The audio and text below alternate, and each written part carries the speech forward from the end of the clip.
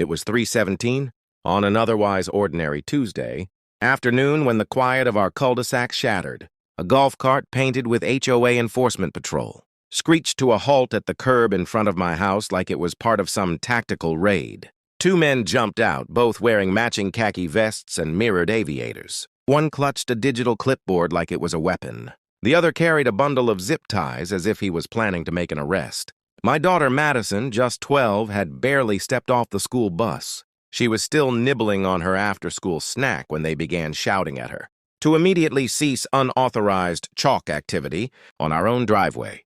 Before I even made it to the door, they had pulled a portable pressure washer out of the back of the cart and were blasting away her rainbow chalk mural while she stood there sobbing. By 3:20, I was at my desk reviewing the ring footage from every possible angle. By 3:21, I was in the garage unlocking a steel footlocker I hadn't opened in years. The label on it read, "Seal Gear for Emergencies." Only, if this didn't qualify as an emergency, nothing did. My name is Cal Whitmore. After 22 years serving as a Navy SEAL, I had deliberately chosen a quiet retirement in Pine Ridge Estates, a sleepy subdivision in Stonebridge County, where the biggest disruption was usually a recycling bin blowing down the street on a windy day.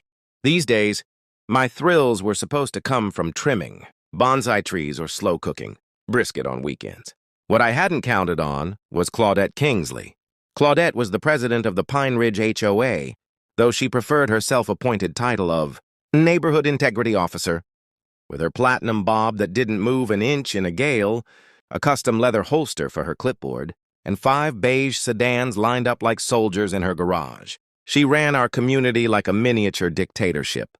Her business card even said, "Protecting property values, one violation at a time." Our offense? Madison had drawn chalk unicorns on our driveway. Claudette waived subsection 12.4 of the Community Aesthetic Standards, a rule she had conveniently written just 3 days earlier. The next morning, the violation notices began. One declared that driveway art must adhere to neutral tones. Another accused me of harboring unauthorized flora in my bonsai collection.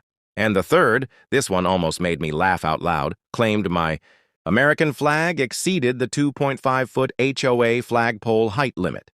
The patrols soon followed.